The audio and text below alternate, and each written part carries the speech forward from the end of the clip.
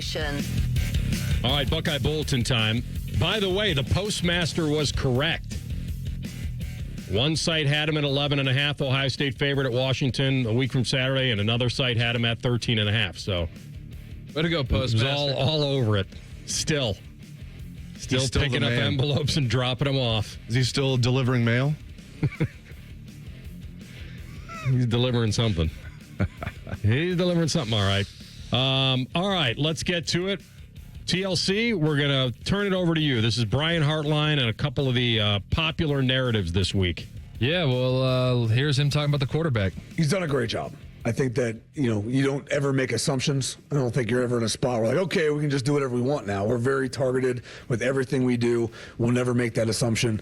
I think he's grown and done a really good job. Definitely had some learning opportunities every week. So his ability to take that information and apply it will ultimately continue that growth. I would say that I'm really proud of him. I think he's doing a great job, but we're never going to take that assumption that we can just do whatever we want and put him in every situation we want.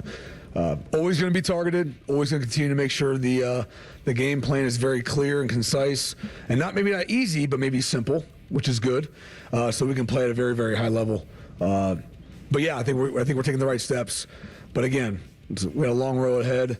Again, we take retrospect to maybe where we were week 3 last year compared to where we finished. We just want to continue to stay on pace, continue to grow, and I think Julian's doing a great job individually. It's an unbelievable job. They played Texas in week 1. We can argue whether Texas is as good as we thought they were, but they were a tough opponent that week. And I heard Urban Meyer talking about the best quarterback in the Big Ten is Dante Moore. And I'm not going to sit here and tell him he's wrong. Dante Moore's having a great year. But he's played Montana State, Oklahoma State, Northwestern. Now, yes, Julian got to play Grambling, but he is going toe-to-toe. He's got a couple more picks, and Dante Moore is electric, and he's great. But I think Julian, from my eyes, is it right now currently, I'm not stamping him, I'm not putting him in any Heisman talk, I'm not doing that. I'm just saying that he has exceeded my expectations on how he would play and how much they would trust him this early. All I kept hearing was routine play routinely. They trusted him in the Texas game a lot more than people want to admit. In the shadow of his own goal line, third downs, leading the game, 3rd and 3, where you would run it into the line, try to get a first down. If you don't, you punt it away. They didn't do that. Ryan Day and Brian Hartline have trusted him, and so far he is coming up aces. He's been that good. Yeah. Do I critique a 2nd and 5 against Grambling on a left hash throwing to a right pylon? Yeah, bad decision. OU, bad decision later in that game. But these are things you want him to learn. But right now, for me, I think he's even better than I thought he would be. He's further along than I thought he would be, and the biggest thing is the poise. He got rattled a couple times, it seemed like, against Ohio University, which was a surprise because he never got rattled against Texas. His accuracy is elite, at least has the possibility to be elite. I would venture to say right now it's elite. He was 13 of 20 against Texas, a really good defense. And I do think Texas's offense was overrated. I do not think their defense is overrated. So he's 13 of 20, but that's with 4 drops. So really should have been 17 of 20. But again, Anthony, I think his poise says a lot to me for a redshirt freshman. He never looked rattled in that opener against Texas. All right, here we go. We got, how does Brandon Inniss factor into the mix? Whatever his job description is done at a high level. So, again, as we're being multiple, as we talk about the tight ends, as we talk about Brandon, I mean, he's able to do a lot of different things. So his role is going to change constantly based on defenses and what they do. But anything we ask him to do, he does at a high level. So I'm not really concerned about the job description as it is just, where does he fit this week and in weeks moving forward, and then how defenses want to account for him. So the tool sets are vast. How we want to use him is probably what's going to change the most, week to week. But he's done a great job. Yeah, Brian Hartline was asked basically, a question: can a receiver not have a reception and still have a good game? And he said, yes. He used a really good analogy, Anthony. He said, yeah, think about like a basketball player that doesn't score or doesn't score much.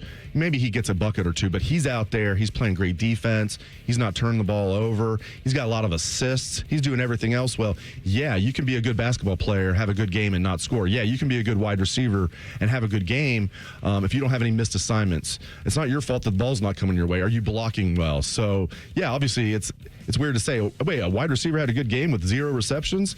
But, yeah, if he's doing everything else well, you can do that.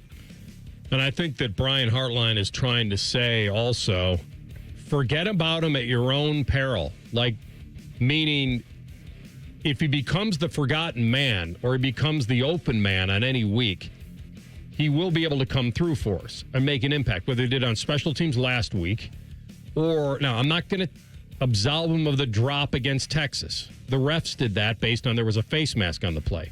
But Sayin dropped that right in the bucket to him, and he dropped it. He did. But I do believe that he is going to be a very good player for them, and he may be one of those guys that's forced to be bigger than he is right now based on what defenses try to do to Ohio State later in the year or when they're playing maybe a better team. He's been around, what is this, 3rd year in the program, I believe, already. And so he's one of those that you want him on the roster for sure. And like you say, they're counting on him to do all the stuff that we're not going to talk about on a week-to-week basis. But I'll wait and see. I'll reserve judgment on whether he can make the big play in the big moment. But right now, it's good to know that Brian Hartline feels like he's got a pretty versatile player. And I really hope this was the first question asked just because of our conversation yesterday. How do you fix the red zone struggles? Combination of everything that Coach already hit on, right? So execution is part of it, but putting guys in right positions to make plays is another part of it. So we all own it as a group. We definitely want to score every time we get down there, that's for sure. But there was learning opportunities too. I think there was different opportunities for the quarterback to see things a little different things for us to make plays on the perimeter, but also even in protection. So everyone had their own little growth opportunity, and myself too, putting those guys in the right spots to make sure that we can execute at a high level. Obviously, every time we be in the red zone, the expectation is to score touchdowns, both from the outside world and in this building. So anytime we're not doing that, we're always looking for ways to enhance and do it at a more consistent level. So that was probably one of our first opportunities where it didn't go the way we wanted it to go, and that's a great chance to get a little better. They had it early in the game last week. Sayin missed his guy in the flat, and then when he breaks out, give it to the Bobcats. They tripped him up and got him. So it's simple to talk about protection and putting guys in the right places, but give the defense a little credit. They've bowed up when Ohio State's gotten in there, and this is part of the evolution of a young quarterback on a big play when you got an all-or-nothing play in the red zone on a 4th down. But, yeah, I have confidence that they'll be scoring in the red zone sooner rather than later. I'm with you.